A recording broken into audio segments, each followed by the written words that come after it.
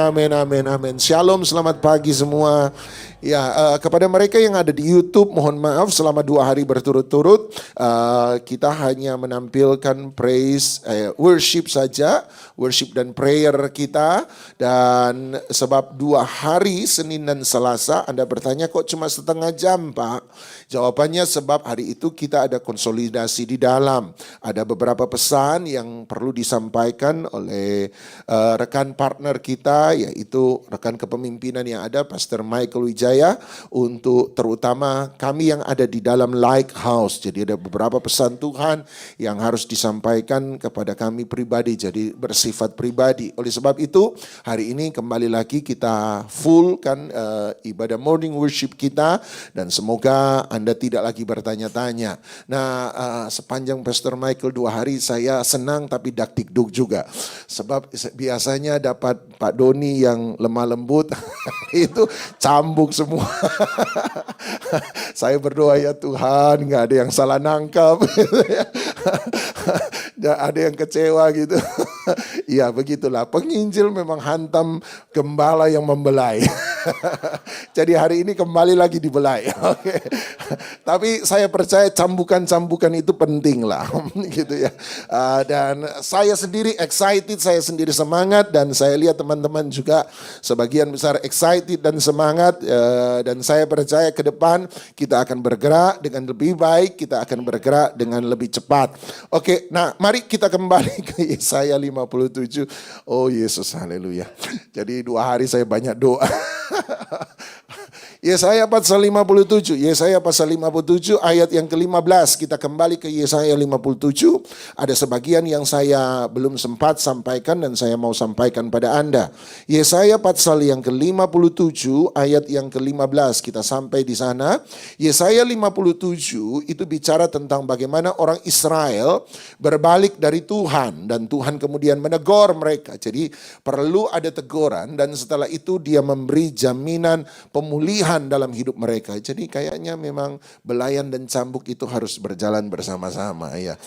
Jadi dan ini yang dia katakan ayat 15, mereka ada dalam pembuangan, mereka merasa jauh dari Tuhan, bukan Tuhan yang jauh dari mereka, tapi mereka sendiri sudah dibuang dari negeri di mana Tuhan menempatkan mereka. Nah, ini sebabnya Tuhan menghibur mereka dan berkata, setelah mencambuk dia menghibur mereka, sebab beginilah firman yang maha tinggi, yang maha mulia, yang berdiam untuk selama-lamanya, dan yang maha kudus namanya. Kemudian dia berkata, aku bersemayam, berdiam satu di tempat yang tinggi. Kita sudah belajar, itu bicara tentang surga. Dan dia berkata, tapi dia juga ada di tempat kudus. Itu menunjukkan kepada bait suci. Dan selama ini orang Israel hanya berpendapat pada 2 tempat itu. Tiba-tiba Tuhan menambahkan lewat Yesaya dan berkata, tetapi juga, makanya ada kata tetapi juga. Sebab itu sesuatu yang revolusioner hari itu. Tiba-tiba dia berkata, Tuhan juga bersama-sama, dia diam, dia tinggal, orang yang remuk dan rendah hati, untuk menghidupkan kembali semangat orang-orang yang rendah hati, dan untuk menghidupkan hati orang-orang yang remuk. Jadi dia berkata ada tempat ketiga di mana dia berada. Jadi dia berada di antara mereka yang remuk dan rendah hati. Waktu Tuhan Yesus lahir, malaikat di sorga muncul di hadapan para gembala, dan malaikat di sorga menyanyikan satu nyanyian, kemuliaan bagi Allah di tempat maha tinggi. Itu bicara soal sorga. Tetapi kemudian dia berkata, dan di bumi, dan orang Israel akan berkata, ya di tempat kudus. Tapi dia kemudian berkata, di bumi, di antara manusia yang berkenan kepadanya. Jadi dia tidak menyebut lagi tempat kudus, sebab konteksnya kemudian dalam perjanjian baru, ternyata orang-orang yang percaya padanya itulah bait suci yang sesungguhnya. Jadi dia berkata dia ada di tengah-tengah orang yang berkenan. Siapa orang berkenan? Kalau merefer pada Yesaya 57 ayat 15, berarti orang-orang yang punya hati yang remuk dan orang-orang yang punya hati yang rendah. Itulah orang-orang yang berkenan kepadanya. Jadi mari kita bawa kita jadi orang-orang yang punya hati yang selalu bersedia untuk diremukkan, dan ada dalam kerendahan hati di hadapan Tuhan. Makanya Pastor Michael juga sempat bilang kemudian yang lalu, dia berkata bahwa dia memberikan anggur dan dia memberikan urapan, minyak urapan. Dia berkata, kamu harus datang padaku, kamu harus beli anggur daripadaku, kamu harus beli minyak daripadaku, supaya matamu tidak menjadi buta. Minyak lahir dari sebuah peremukan. Dan orang-orang yang berkenan adalah orang-orang yang bersedia untuk diremukan. Kemarin Cliff dengan sangat bagus memberi sebuah statement di sel, dan dia berkata bahwa ketika kita mengalami sebuah keadaan-keadaan yang buruk, lihatlah itu sebagai tempat di mana Tuhan sementara membentuk kita. Dan oleh sebab itu kita harus punya hati yang rendah dan berkata, apa yang Tuhan mau untuk saya kerjakan dan lakukan. Oleh sebab itu musuh terbesar kita untuk kembali pada Tuhan, untuk datang dengan Tuhan, untuk dekat dengan Tuhan, yang dikatakan ayat 14, ada batu yang menghalangi jalan mereka untuk datang pada Tuhan, adalah hati yang tidak mau direndahkan. Hati yang tidak mau untuk diremukan. Hati yang tidak mau untuk diproses. Kita selalu berkata proses, tetapi sebenarnya kita selalu adalah menjadi orang yang menolak untuk mengalami sebuah proses. Kita menjadi orang yang istilah saya adalah stubborn, keras kepala. Orang yang keras hati, istilah Paulus, hati yang telah membatu, itu istilah Paulus. Hati yang terlalu keras sehingga Tuhan tidak bisa berproses dengan dia. Tuhan tidak bisa menggiling dia, Tuhan tidak bisa membawa dia menjadi lebih baik. Coba Anda lihat ayat 9 dan ayat 10. Ayat 9 dan ayat 10. Ayat 9 dan ayat 10. Dari sini saya belajar satu hal. Bahwa revival yang Tuhan janjikan dalam Yesaya 57. Revival yang dia janjikan bukanlah serangkaian khotbah, bukanlah serangkaian ibadah. Tetapi revival yang dia maksudkan, Alkitab maksudkan adalah bagaimana setiap orang yang hadir punya kesadaran bahwa Tuhan dekat dengan mereka. Tuhan hadir di tengah-tengah mereka. Itu yang dikatakan Paulus dalam sebentar. 1 Korintus 14 ayat 24 sampai 25. Di mana dia berkata, kalau orang luar masuk ke dalam pertemuanmu, mereka menyadari satu hal. Mereka berkata, ada Allah di tempat ini.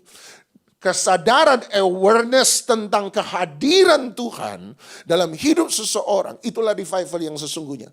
Tolong Fer kembali ke Yesaya 57. Nah, dalam Yesaya 57 ayat 9, Anda lihat apa yang menjadi teguran. Ini cambuk yang kemarin. Dia berkata begini, orang Israel mengapa mereka ada dalam pembuangan? Dia berkata, engkau datang menghadap Molok, ayat 9. Engkau datang menghadap Molok dengan membawa minyak dan banyak-banyak wangi-wangian. Molok adalah dewa yang sangat unik hari itu, sebab salah satu persembahan yang disukai oleh Molok adalah persembahan anak dari yang datang untuk menyembah. Jadi Molok itu selalu meminta anak. Jadi Anda lihat Molok adalah ada dewa yang meminta generasi yang baru untuk mereka. Waktu saya berteman dengan teman-teman dari Katolik dan mereka berkata, saya bilang, kenapa ya teman-teman Katolik seringkali punya program dan salah satunya adalah pendidikan sekolah. Dia berkata, saya pernah dengar Romo saya berkata begini, give me your children, berikan padaku anak-anakmu, maka satu kali orang tuanya akan datang. Katanya begitu. Kalau anak-anaknya mereka dapat, satu kali orang tuanya akan mereka dapat. Ataupun kalau tidak, maka kalau mereka dapat anak-anak, maka generasi yang baru adalah generasi yang mengerti tentang iman percaya dari teman-teman di Katolik. Dan saya berkata, ya, that's good. Seringkali kita meremehkan generasi baru. Salah satu pelayanan kelas 2 di gereja adalah pelayanan sekolah minggu, percayalah. Saya sudah ada di sana, pelayanan kelas 2 di gereja kebanyakan adalah pelayanan sekolah minggu. Siapa saja yang mau jadi volunteer silakan. Sementara di mimbar sangat sukar untuk bisa melayani di mimbar. Tapi mau sekolah minggu silakan. Semua yang mau melayani di sekolah minggu silakan. Sebab itu pelayanan yang seringkali dianggap bukan menghasilkan uang tapi mengeluarkan uang. Tetapi itu yang terjadi. Orang-orang selalu meremehkan satu generasi yang baru. Molok mengerti itu. Dia meminta generasi yang baru. Perhatikan terus ayat 9. Dan banyak wangi-wangian. Engkau menyuruh duta-dutamu pergi sampai jauh dan sampai ke bawah dunia orang mati. Perhatikan ayat 10. The mystery of the sin. Inilah misteri dosa. Oleh perjalananmu yang jauh untuk berjumpa dengan Molok, engkau sudah menjadi letih lesu. Dan engkau tidak berkata tidak ada harapan. Engkau mendapat entah bagaimana kekuatan yang baru. Dan sebab itu engkau tidak menjadi lemah. Tolong yang suka comot ayat, jangan dicatat ini sebagai sesuatu dari Tuhan. Ini adalah Molok. Dia bilang begini, kamu ketika datang menghadap, bukan Tuhan, Molok.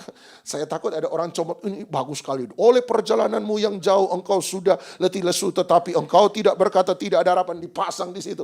Ini salah, Tuhan sementara menegur. Engkau datang pada Molok, engkau tahu engkau sementara letih lesu untuk berjumpa dengan Molok, tapi engkau tidak pernah berkata tidak ada harapan. Justru entah bagaimana selalu ada kekuatan yang baru yang membuat engkau tidak menjadi lemah. This is the mystery of the sin. Dengar baik-baik.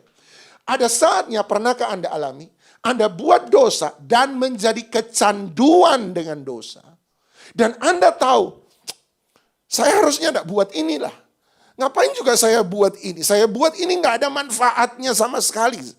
Anda mau berhenti, Anda mau stop, Anda tahu itu tidak berguna, Anda tahu itu merusakkan Anda tahu itu menghancurkan Anda rokok sampai jadi sakit, Anda ada kecanduan obat bius sampai menjadi Anda sakit dan hancur, Anda tahu hidup Anda rusak, tapi dia berkata, engkau tidak pernah berkata, tidak ada harapan. Dan entah bagaimana, you keep doing that over and over again, engkau terus melakukan itu terus menerus, dan engkau tiba-tiba tiap kali melakukan ada kekuatan yang baru yang muncul dari dalamnya. Kita tahu itu salah, kita tahu itu tidak benar, kita tahu itu merusakkan hidup kita tahu bahwa itu seharusnya tidak kita kerjakan, tapi entah bagaimana ada dorongan yang memaksa engkau, menguatkan engkau, supaya engkau melakukan hal yang sama. Kalau saya tidak lakukan, justru saya menjadi lemah. Tapi kalau saya lakukan, ada kekuatan yang membuat saya kembali lagi menjadi kuat. Dan Anda terus melakukan.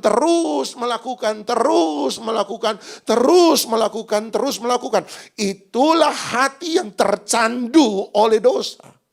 Hal yang sama dikatakan Paulus dalam Roma pasal 7 ayat 22 sampai 24, ayat terkenal. Dia berkata, bukan yang ku kehendaki yang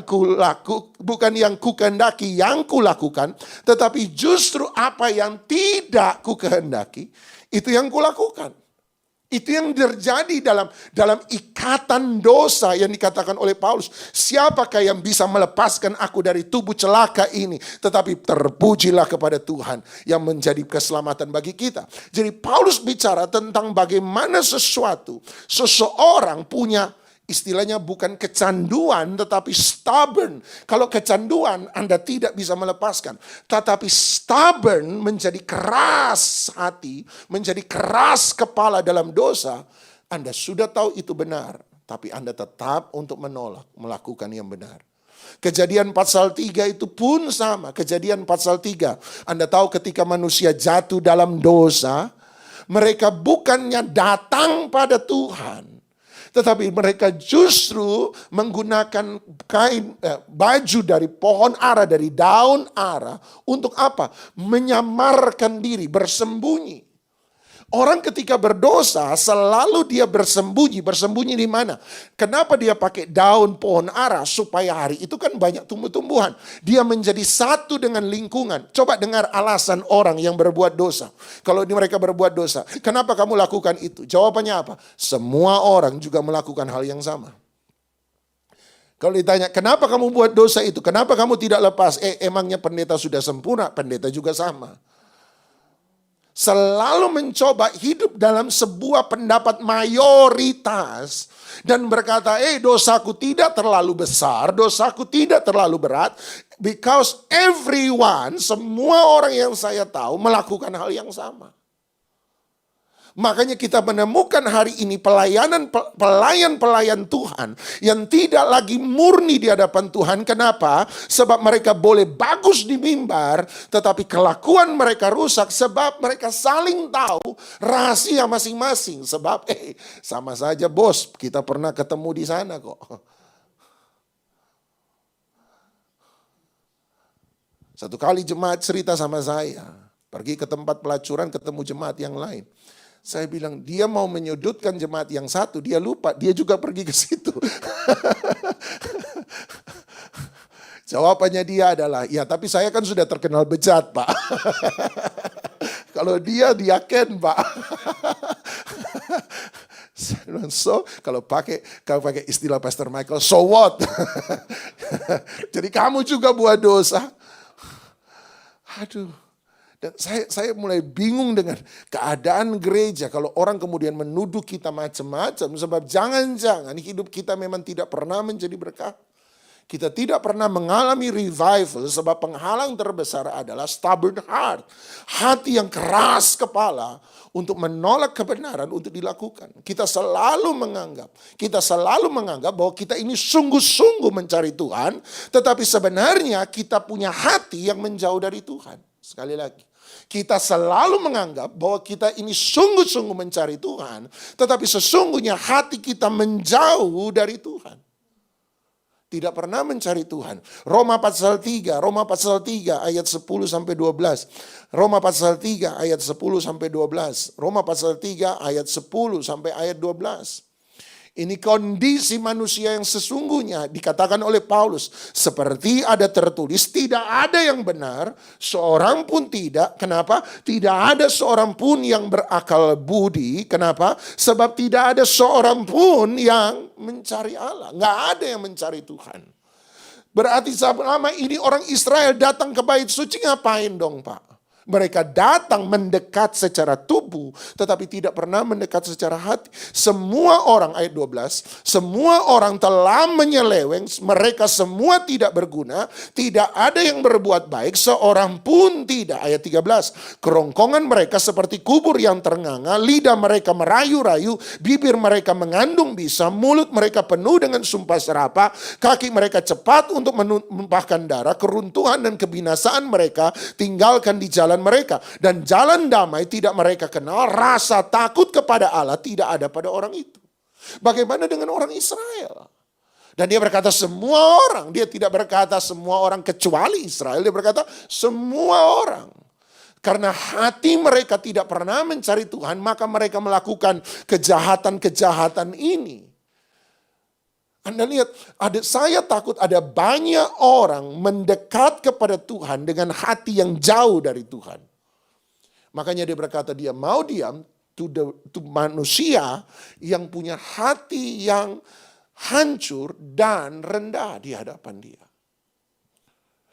Coba Anda lihat Yohanes 5 kembali lagi. Yesus kali ini bukan Paulus. Yohanes pasal 5 ayat 39 sampai 40. Ini yang dikatakan oleh Tuhan Yesus sendiri. Bagaimana dengan ahli-ahli agama? Bagaimana dengan para imam? Bagaimana dengan para nabi? Yohanes 5 ayat 39. Dia bicara kepada para pemimpin agama di Israel. Dan dia berkata begini, kamu menyelidiki kitab-kitab suci. Yohanes 5 ayat 39. Sebab kamu menyangka bahwa olehnya kamu mempunyai hidup yang kekal, tetapi walaupun kitab-kitab suci itu memberi kesaksian tentang aku, ayat 40, namun kamu tidak mau datang kepadaku untuk memperoleh hidup itu. Jadi mereka punya Alkitab di pangkuan mereka, tapi hati mereka tidak pernah mencari Tuhan.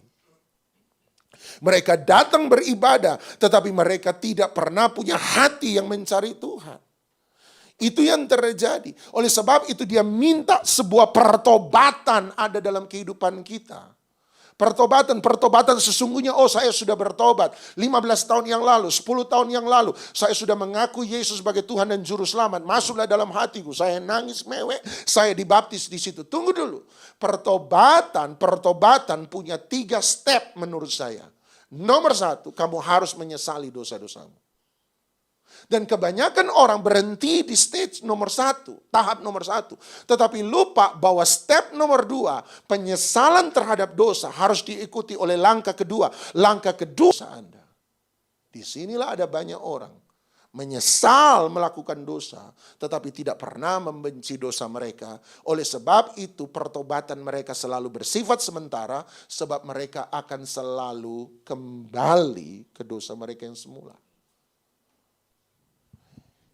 Itu yang dia katakan. Mereka datang kepada Molok. Mereka menjadi lelah, mereka menjadi capek, mereka tahu itu salah.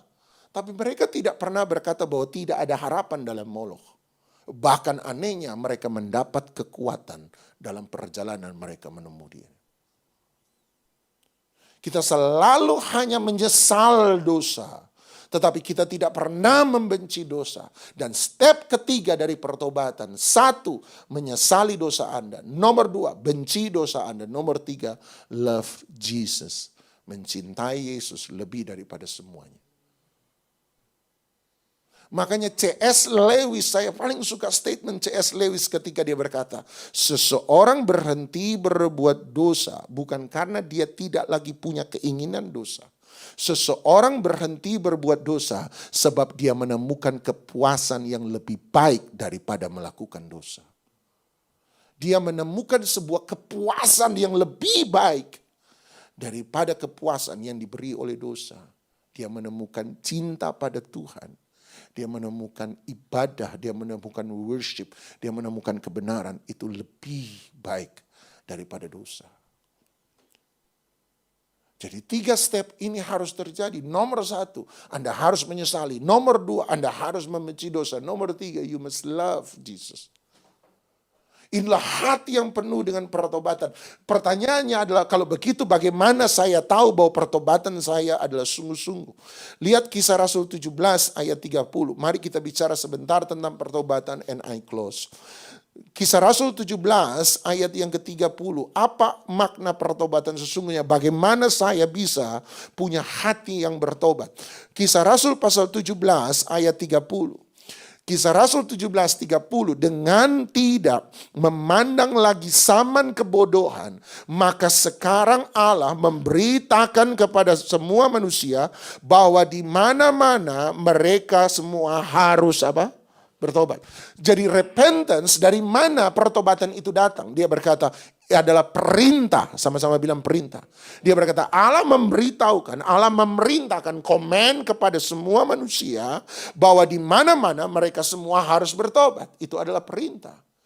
Nah, persoalannya adalah ketika kita punya hati, kita merasa kita bertobat, seringkali kita cuma menyesal, tapi kemudian kita kembali lagi, kita mulai menjadi putus asa dengan keadaan kita. Pak, saya sudah merasa tahu, saya sudah tahu salah, saya sudah tahu itu tidak benar. Tapi kenapa ya Pak, terus jatuh pada lubang yang sama?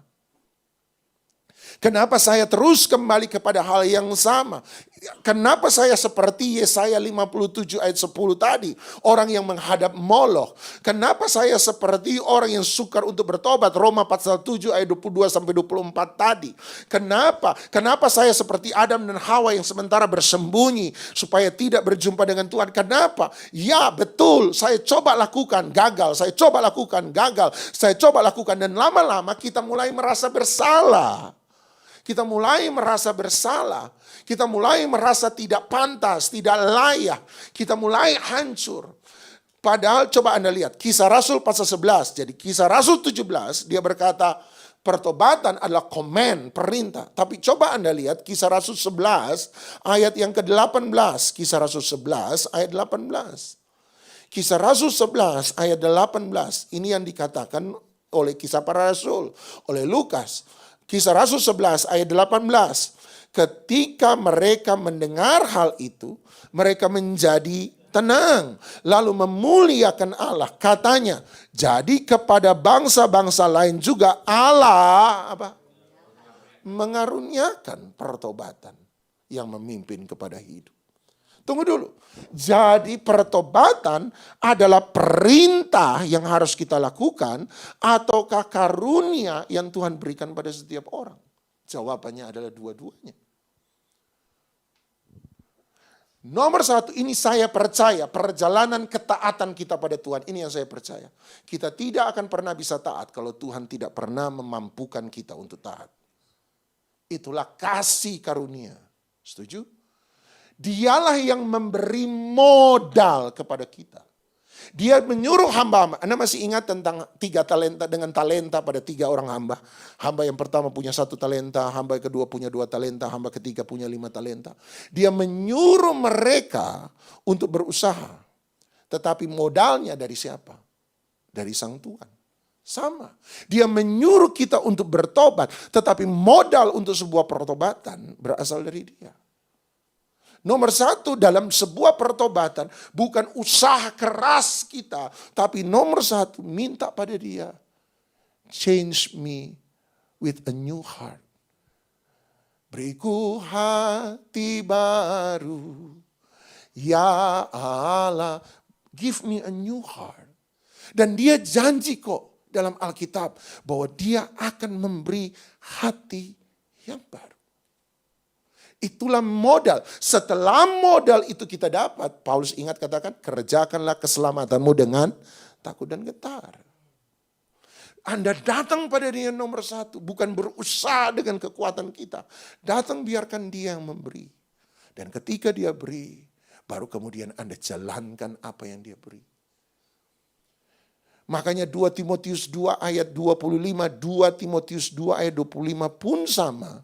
Paulus mengingatkan hal yang serupa kepada Timotius. 2 Timotius 2 ayat 25. Dan dengan lemah lembut dapat menuntun orang yang suka melawan, stubborn. Gak pernah mau dibilangin, menolak sesuatu yang benar. Sebab mungkin Tuhan memberikan, mengaruniakan kesempatan kepada mereka untuk apa? Bertobat dan memimpin mereka sehingga mereka mengenal kebenaran. Dia berkata dia memberi pertobatan. Dan ketika dia memberi, apa kemudian saya lakukan? Follow him. Kenapa? Sebab dia yang menuntun mereka, memimpin mereka sehingga mereka mengenal kebenaran. Saya percaya bahwa kemarin 2 hari untuk Lighthouse LHC sudah ada cambukan. Terima kasih Tuhan Yesus. Sebenarnya saya bilang dalam hati saya mau ngomong begitu tapi nggak tega. Kelihatan hati gembala. Nggak tega.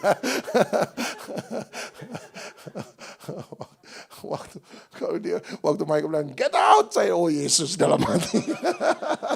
Hiburkan umatmu.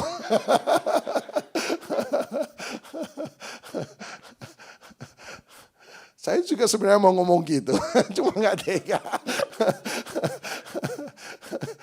Tapi buat saya adalah ketika teguran itu sudah datang, just follow. Kita pimpin, ikut saja dia. Dia tuntun kita hari lepas hari. Dan kalau jatuh, dia sudah punya jawaban untuk setiap kejatuhan kita, yaitu salib, pengorbanan, pengampunan Kristus. Mari, oleh sebab itu sekali lagi kita bersekutu bersama-sama dengan tubuh dan darah Kristus. Tapi ingat, biarlah ini kembali lagi. Kalau Anda hancur, Anda jatuh, datang pada dia dengan hati yang hancur. Datang dia dengan hati yang rendah. Dia commend us, tapi dia give us. Dia memerintahkan. Ada satu statement terkenal dari Agustinus ketika dia berkata, command what you will. Perintahkan pada kami apa yang menjadi kehendakmu. But give what you will. Tapi berikan kepada kami apa yang engkau mau. Dia bilang, command us what you will. Perintah, tapi give. Setelah itu dia berkata, give. Sebab kita hanya hidup semua karena anugerah, selebihnya itu menjadi modal bagi kita untuk menjalani kehidupan dengan takut dan gentar.